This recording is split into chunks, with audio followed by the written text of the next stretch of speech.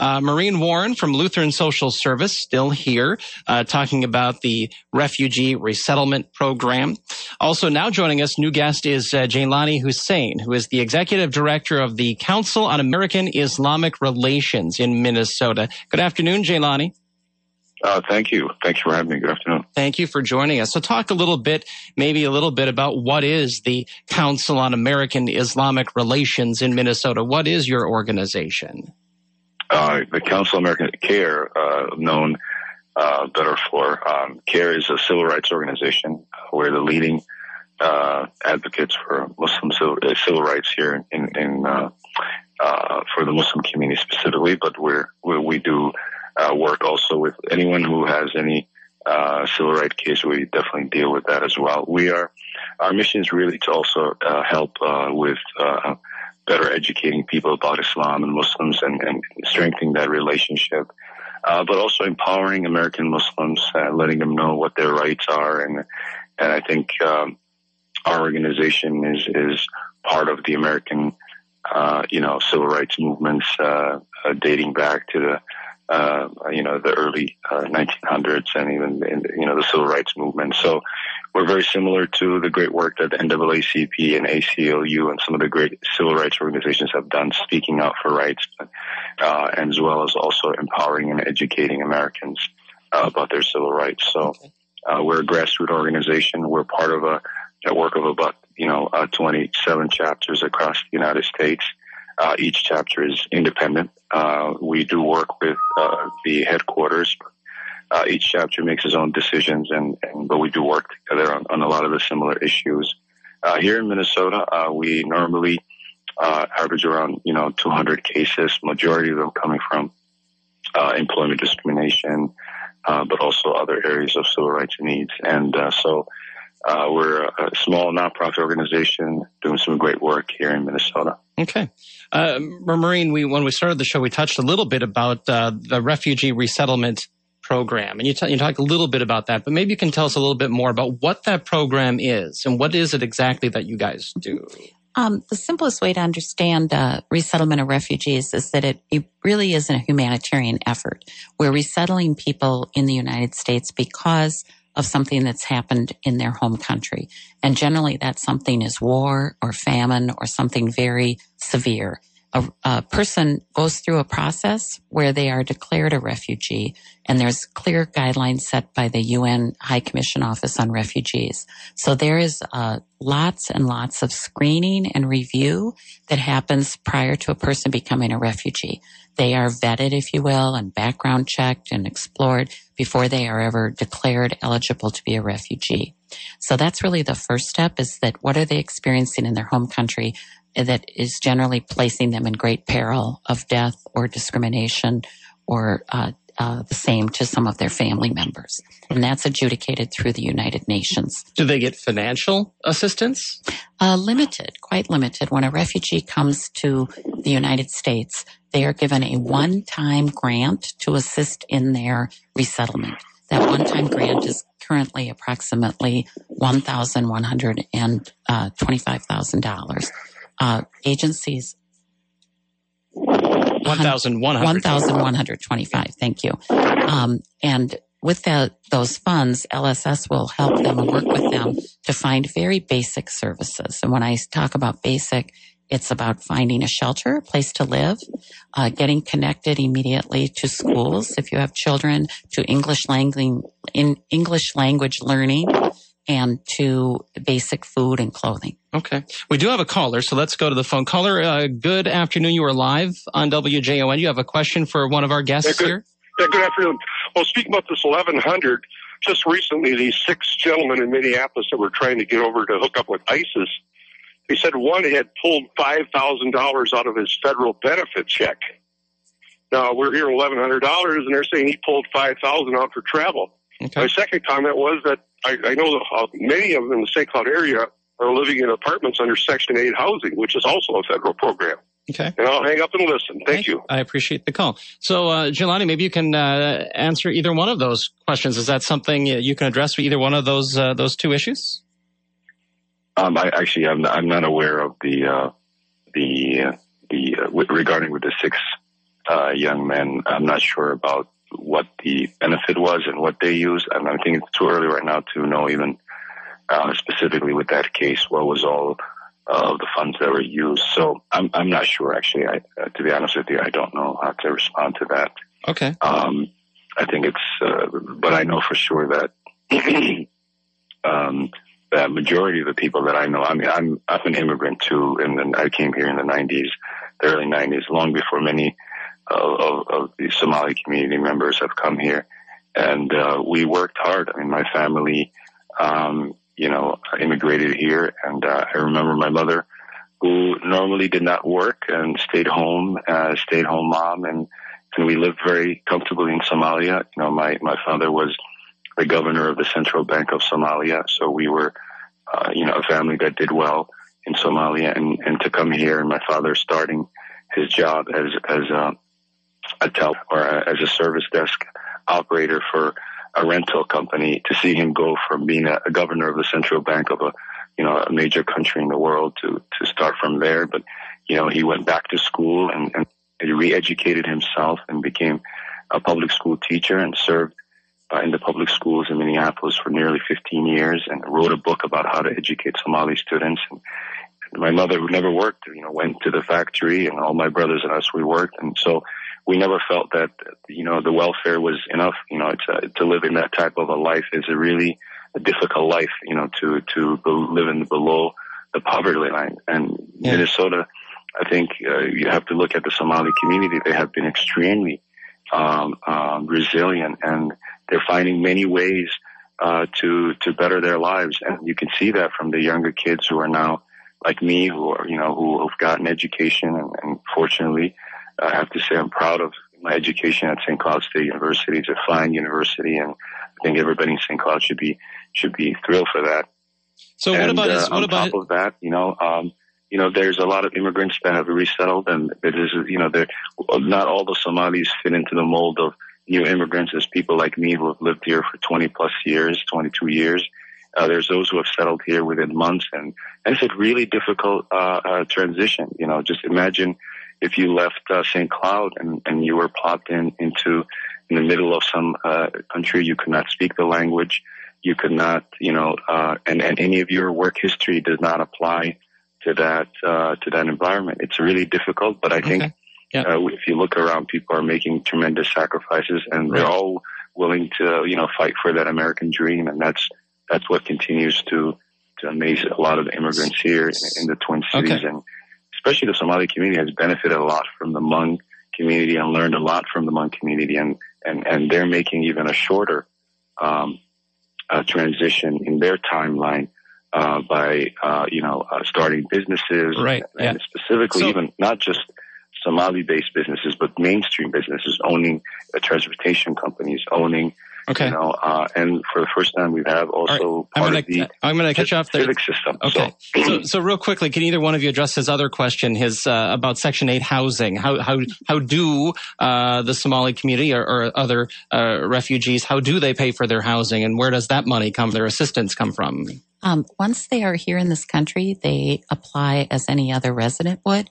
And in particular case of Section 8, they get on the long waiting list like everybody else and there are some refugees that are eligible and do in fact receive Section 8 vouchers or placement in a Section 8 housing facility. So they in effect have the same legal rights as an American citizen would, and so they would have those same services available to them that Americans would have. Correct, with the same waiting periods and barriers. All right, we have another caller on the line. Caller, good afternoon. You are live on JON. Do you have a question for our experts here today? Yes, I have a question. When the refugees first started, the major part of the refugees first started entering into St. Cloud, we were approached if we were willing to donate any furniture or clothing to these refugees. And when it was offered used, no, we want brand new only. They are not getting used. I still don't have brand new stuff in my house. Why would they not accept gently used things for these people so they would have a table or a couch or have clothes? But we were flatly refused and denied and said, no, we only want brand new stuff for these new refugees. moving yet. Okay. Maureen, that's probably maybe a question you can maybe answer. At LSS, we accept donations from generous individuals, from congregations, and we say yes to used. We sometimes we wash clothing and process it, but that's not my experience. We are taking gently used, generously donated items and using them all the time. Okay. Caller, thank you for your call. I appreciate it. So, Jaylani, maybe you can talk a little bit more about, I know obviously there's been some tensions recently here in St. Cloud, especially having to do with the school district. Can you address, maybe are you involved in those discussions going on between the students and the staff and the administration at District 742 at all? Yeah, I think Kara has been involved in the past when the Apollo school was really the center of bullying and discrimination against Somalis, and the Department of Education stepped in and looked at the situation, and they put together a plan, and that plan was supposed to be district-wide to make sure that there's a great deal of trainings, and this, the administration would do a little bit more to make sure that there's more inclusion and the concerns of all students are heard. And I think it's unfortunate that now we are talking about another school. I mean, we haven't heard much discussions from Apollo, but now the center is talking about happening at Tech. And I've spoken to the superintendent, and we are in contact with him, and we're looking forward to actually meet with the school and continue to work with them to address this issue. I know the Department of Education recently visited a school to discuss about the specific incident that took place in Tech, and to kind of find out what's going on, and looking at the plan that the agreement, settlement agreement that they had. Okay. So we're looking forward to continue to working with the school, and we have worked with the school in the past, and I know there's a community task force that's been put together by the local community, and we're working with them as well. And I think in generally we believe that there's a great work that is that's happening right now by staff and administration. But I think when these incidents do take place, it's important to recognize that we need to make sure that everyone is involved. We don't want just individuals or certain groups or organizations taking the lead, but we need to make sure that everyone makes our schools safe, and every student who comes to District 42 feels that they have they're free from harassment and bullying, no matter their religion, their color, et cetera. And so, all right, Jaylani, I'm really looking forward to working in St. Cloud. I mean, I'm personally, like I said, I've lived in St. Cloud, and I've been there, and I'm interested in not only on this issue, but there's of course other issues that may have risen in the past, and continue to deal with it as best we can. Okay. We have another caller, so I want to take one more quick call before we take our next break. Caller, good afternoon. You are live on WJON. You have a question for our two guests here today? Kind of a question, kind of a comment. Of course, it goes without saying, I think the biggest problem in the St. Cloud area is that suddenly we've got 10,000 Somalis, and of course we have many other refugees as well. But how do they subsist? It sounds like they have these small grants of about $1,100, and when they're waiting for Section 8, would you say the apartments, where do they live in the meantime? How much subsidy per family or per individual? They all have nice cars. All the kids have cell phones. They all use EBT. And we don't have 10,000 new jobs. And if they do, there's blue-collar workers in St. Cloud that are barely subsisting, and yet here's a privileged community of individuals, many of which don't even want to become American citizens ever. They don't need to. And how much are they getting through health care? I mean, I got to pay for mine. It's so much, so many benefits. It must be thousands per individual. Okay. It's got to be. All right. To have such a lifestyle that far exceeds the working class community in our area. So it's got to be a lot more than the numbers you've given us. I mean, do they get a subsistence check to afford cars like this? There's got to be a lot more. Federal, state, county. I know there's county money. I've seen some of the papers. They're at the courthouse all the time, applying for everything. So we must be talking thousands per individual. to sustain these. Okay, caller, thank you for the call. Let's see what the answer is to that question. Thank you. I appreciate the phone call. Maybe you can answer that. How do they transition from the $1,100 they get to living and living on their own? That's part of the work we do. One of the first things that we do is look for employment. And so many of the new arrivals, that's their first priority, is finding employment. They are eligible to apply for public benefits, just like anyone else, as I mentioned, for Section 8. But those dollars are exactly the same as any other person living in Minnesota, and the eligibility criteria are exactly the same. So if there's some people that are eligible for assistance because of having children, it would be the same as any family that has lived here forever versus a new arrival. There's no differentiation. We do find that many of the new arrivals reunite with family members that have maybe been here longer and have been working and are successful and in the community. They'll take in relatives and friends. They'll live in someone else's house or apartment until they can kind of get on their feet, sort of a thing. Get employment. Okay.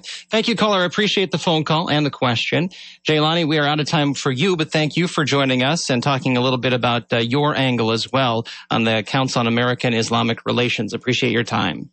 I appreciate it. Can I make a quick comment? I think that Yes. question is a good question that keeps coming up. I think it's important to recognize that cell phone ownership is not an indication of tremendous prosperity. And also there's a lot of people that are really new and they're really struggling. And I wish maybe their stories were a little bit heard. And I think, a lot of these programs are safety nets, and they're meant there for people not to be outside begging on the corners of the streets, and for somebody to apply for these programs. They often don't have a job and they're looking. And so these are really safety nets, and they shouldn't be looked at as handouts. I mean, to live below the poverty line is not something that is something should be proud about. I think it's important to recognize, yes, there's a lot of influence of new people in Minnesota, and that's something I think we all should be looking forward to. There's tremendous growing challenges that will take place with any new immigrant population, just like when the Hmong came to Minnesota in the early 60s.